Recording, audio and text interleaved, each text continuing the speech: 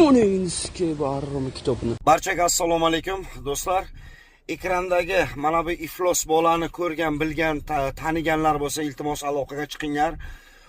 Bu haromvatcha через Meksika orqali Amerikaga borib olib, 1 so'm 2 so'm o'sha umriga ko'rmagan pulni ko'rib, o'zini yo'qotib qo'yib, do'stlar hozirda o'sha o'zini sotsial setlarida butun musulmonlarni haqorat qilgan holatda Qur'onni oyoq osti qilib, uni do'stlar urib, tepib, oxiri unitazlar, ya'ni tualetlarga tashlab, ustidan peshob qilib, bu haromni oxiri yondirdi.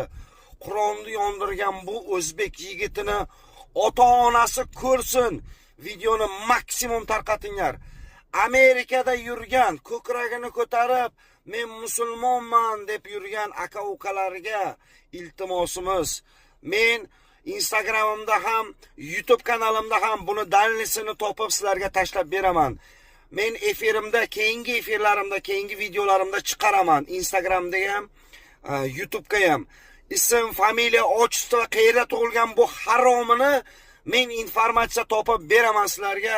Faqat iltimos sizlardan butun Amerikada yurgan musulmon aka-ukalarimiz, o'zbekmisiz, tojikmisiz, qozoqmisiz, turkmanmisiz, qirg'izmisiz, aka-ukalar barchalaringdan iltimos, buni ustidan jinoiy ish ochirib, deportatsiya qildiringlar.